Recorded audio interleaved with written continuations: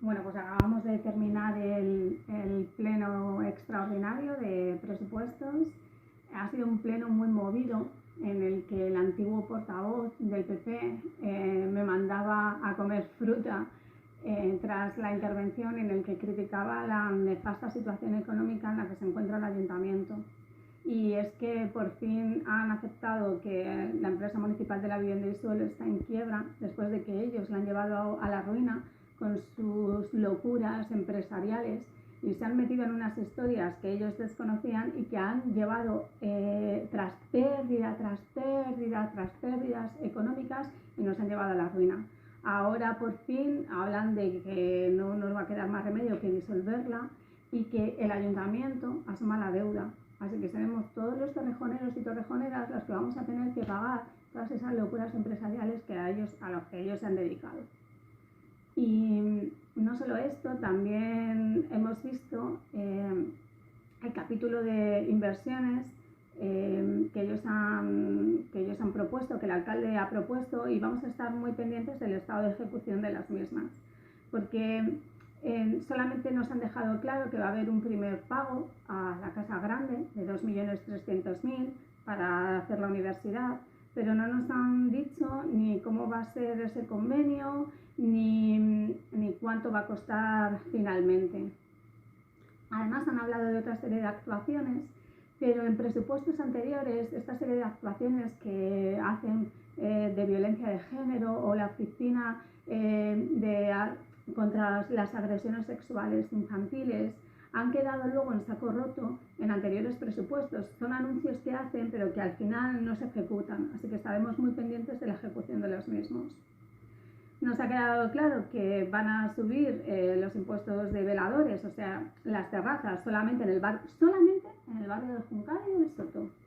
Así que todos sabemos que eso al final pues acaba redundando en que los bares de allí incrementarán los precios de las consumiciones en terraza, y se beneficiarán otros bares que no tienen estos impuestos.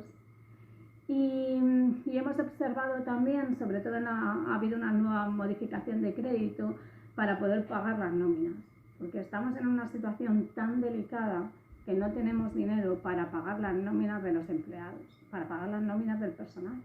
Así que ¿de dónde se van a detraer esto? Pues vamos a coger casi 500.000 euros de la partida de limpieza de centros educativos y centros culturales, y vamos a pagar a plazos la deuda del Consorcio Regional de Transportes. Y con esto pues intentaremos pagar las nóminas.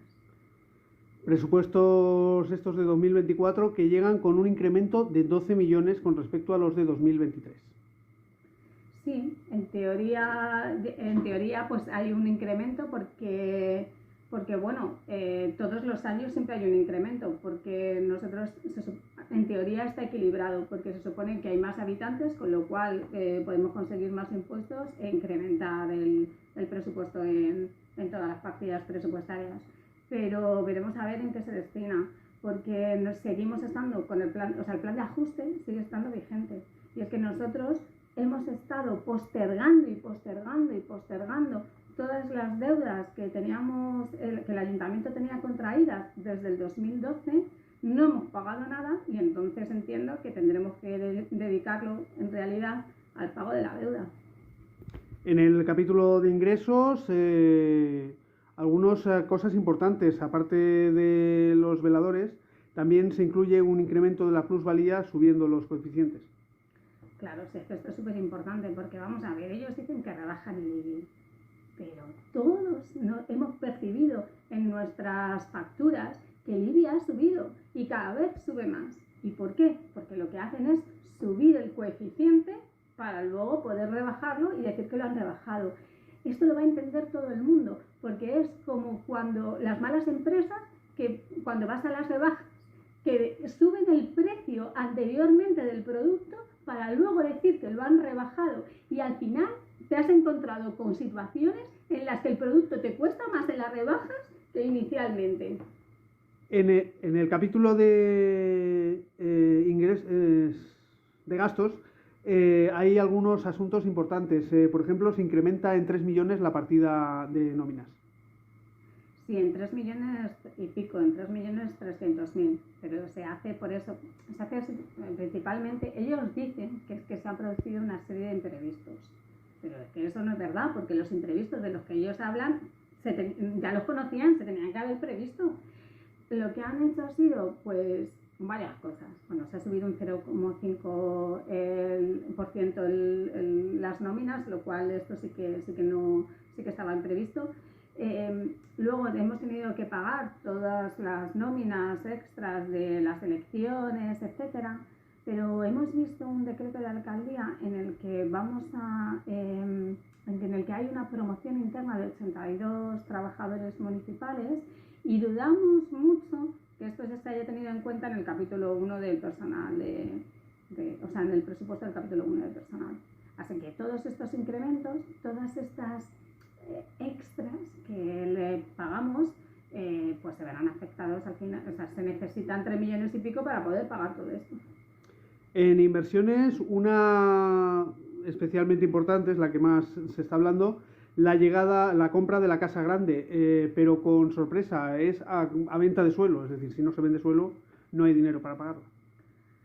En los presupuestos se dice lo siguiente, se dice que ¿cómo vamos a financiar estas inversiones? No va a haber financiación de los presupuestos regionales, porque si miran los presupuestos de la Comunidad de Madrid, el nuevo centro de salud del Soto ni siquiera aparece. Entonces no hay presupuesto de la CAM. Entonces, ¿cómo pagamos nuestros presupuestos municipales? Pues hay tres maneras. Una, con nuestra propia financiación. Dos, con la financiación del Next Gen, o sea, de los fondos europeos. Y tres, con la venta de suelo. Tenemos que vender suelo vamos a vender 3 parcelas municipales para poder hacer frente a esto.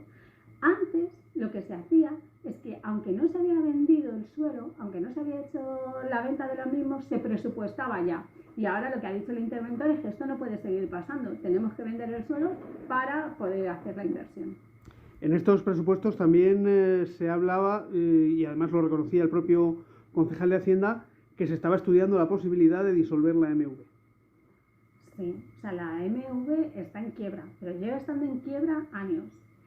No han hecho más que hacer inversiones, unas inversiones locas en vivienda, en garajes, que luego no se han vendido y que por tanto ahora pues vamos a tener que sufragar todas esas deudas. Y al margen de los presupuestos, también se aprobaba una modificación presupuestaria de los de 2023, en el que se destinan de otras partidas 3 millones para pagar las nóminas de los 2 últimos meses del año. Sí, era lo que mencionábamos antes. O sea, esta es la modificación de crédito número 42, que le queda a todo el mundo claro, la número 42. No tenemos dinero para pagar las nóminas, en las de noviembre y las de diciembre no se pueden pagar y entonces hay que detraer de alguna manera el dinero en algunas de las partidas presupuestarias que teníamos. Lo que vamos a hacer es eso, pagar a plazo nuestra deuda de transportes y sustraer casi 500.000 euros en limpieza, que veremos cómo va a verse afectadas las partidas presupuestarias. Si la empresa concesionaria hace algún tipo de despido o recorte del trabajo, o aparece en marzo del año que viene una nueva factura. El portavoz del PSOE hablaba sobre la posibilidad de pedir un nuevo rescate al Fondo de Ordenación. Concretamente, decía que el informe de intervención hablaba de 1,3 millones. Sí, de esto era lo que habíamos hablado, que evidentemente pues van a solicitarlo porque obviamente pues el estado económico del mismo es tal que tendremos que solicitarlo. El portavoz del gobierno hablaba de catastrofismo de la oposición.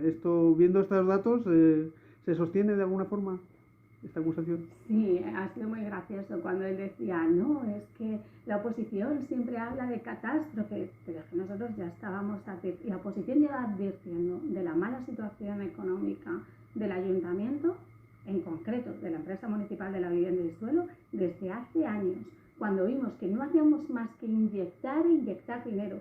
Y no entendemos esto cómo ha sido posible, porque nosotros hemos donado suelo gratuito a la empresa municipal de la vivienda y suelo por valor de 30 millones. Donándoles el suelo e inyectándole el dinero para la construcción de las obras, no hemos sido capaces de que produzca beneficios. ¿Pero cómo es posible? O sea, ¿qué tipo de cosas se inventaron para que no hayamos conseguido que esa empresa funcionara? Si le cedemos el suelo gratis y le inyectamos el dinero para las obras, es que es inconcebible.